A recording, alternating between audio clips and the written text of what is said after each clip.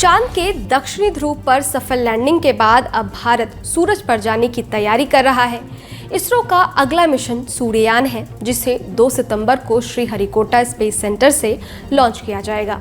इसरो के space application director M Desai ने इस बात की जानकारी दी है। भारत का ये पहला सूर्य मिशन है, जिसका नाम आदित्य L1 रखा गया है।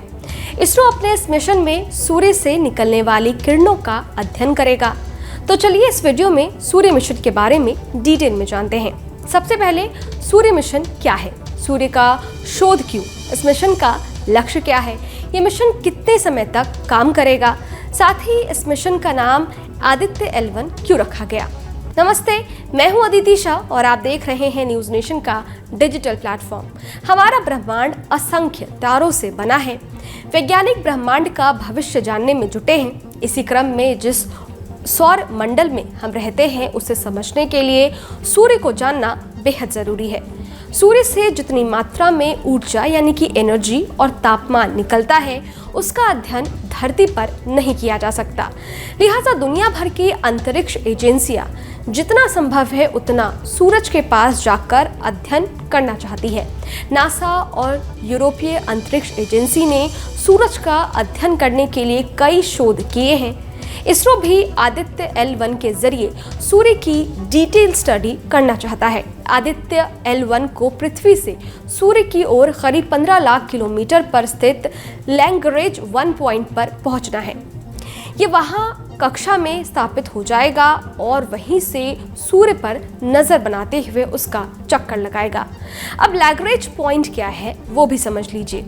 लैग्रेंज पॉइंट धरती और सूरज के बीच की वो जगह है जहां से सूर्य को बगैर किसी रुकावट के देखा जा सकता है।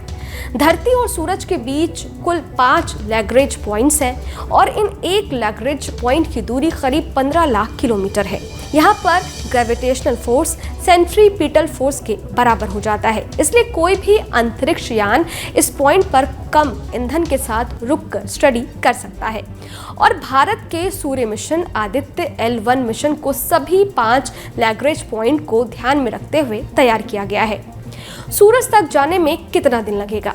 चंद्रयान 3 को लॉन्च होने के बाद उसकी सफल लैंडिंग में 40 दिन का समय लगा था। आदित्य L1 को 2 सितंबर को लॉन्च किया जाएगा। इसरो के मुताबिक इसे सूरज की कक्षा में L1 पॉइंट तक पहुंचने में 110 दिन का समय लगेगा। आदित्य L1 को PSLV रॉकेट से लॉन्च किया जाएगा। इस मिशन का लक्ष्य क्या है? आदित्य L1 सूर्य के फोटोस्फेयर यानी कि सूरज का वो हिस्सा जो हमें दिखता है, बाहरी वायुमंडल यानी कि क्रोमोस्फेयर, सूर्य की दिखाई देने वाली सतह, फोटोस्फेयर के ठीक ऊपर, और कोरोना, सूर्य के कुछ हजार किलोमीटर ऊपर की बाहरी परत, इसके चुंबकीय क्षेत्र यानी कि मैग्नेटिक फील्ड, टोपोलॉजी और सौर वायु का अध्ययन करेगा। इसरो के मुताबिक इस मिशन का लक्ष्य क्रोमोस्फेयर और कोरोना की गतिशीलता, सूर्य के तापमान, कोरोना के तापमान, कोरोनल मास इजेक्शन, सूरज से निकलने वाली आग या गर्मी के निकलने के पहले और बाद की गतिविधियों, अंतरिक्ष, मौसम समेत कई अन्य वैज्ञानिक पहलुओं का अध्ययन करेगा।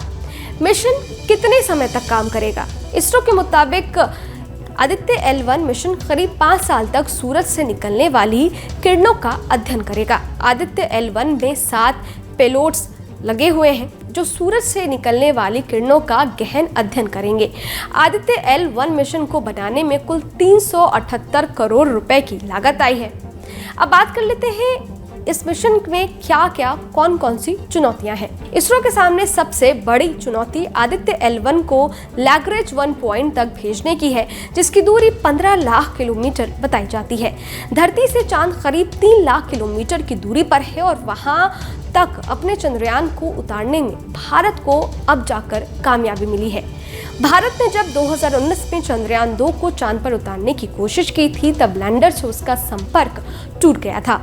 ऐसे में लैग्रेंज 1 की 5 गुना दूरी पर आदित्य L1 के साथ संपर्क बनाए रखना भारतीय अंतरिक्ष संगठन के लिए सबसे बड़ी चुनौती है।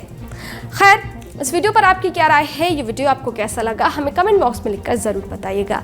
इसके साथ ही अगर आपने हमारे YouTube चैनल को सब्सक्राइब नहीं किया है तो फौरन कर लें ताकि हर न्यूज़ अपडेट सबसे पहले आप तक पहुंचे। डिटेल स्टोरी के लिए आप हमारी वेबसाइट newsnationtv.com पर भी विजिट कर सकते हैं। शुक्रिया।